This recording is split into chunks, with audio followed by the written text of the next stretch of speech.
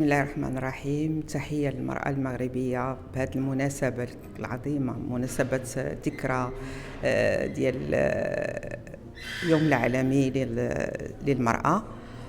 وكنتمنى لكل مرأة مغربية كانت في المدينة أو في البادية الصحة والسلامة وطول العمر والاجتهاد والمثابرة. وحقيقة المرأة راها شي حاجة كبيرة، هي الأم، هي الأخت، هي الزوجة، هي الابنة. فكنتمنى لهم التوفيق وكنشكر المعهد ماجورين على هذه الحفاوة وعلى هذا التكريم في هذه المناسبة العظيمة.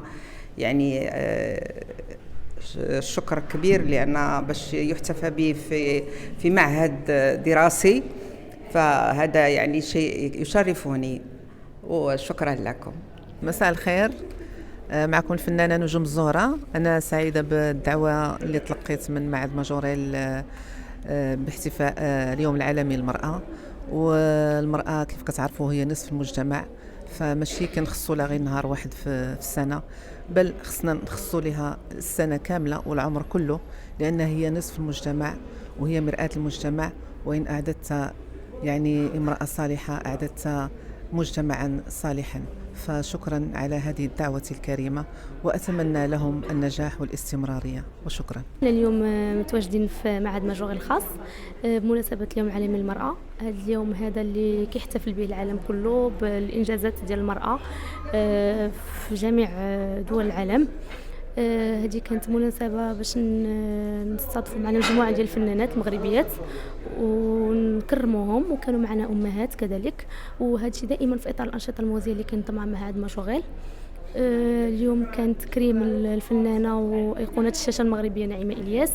كان الحفل تخلو مجموعة ديال العروض فنية ومسرحية، وكنتمنى أن المجتمع المغربي والعالم بأسره يحتفل بالمرأة المغربية على طول السنة، ماشي غير في يوم 8 مارس. وشكرا.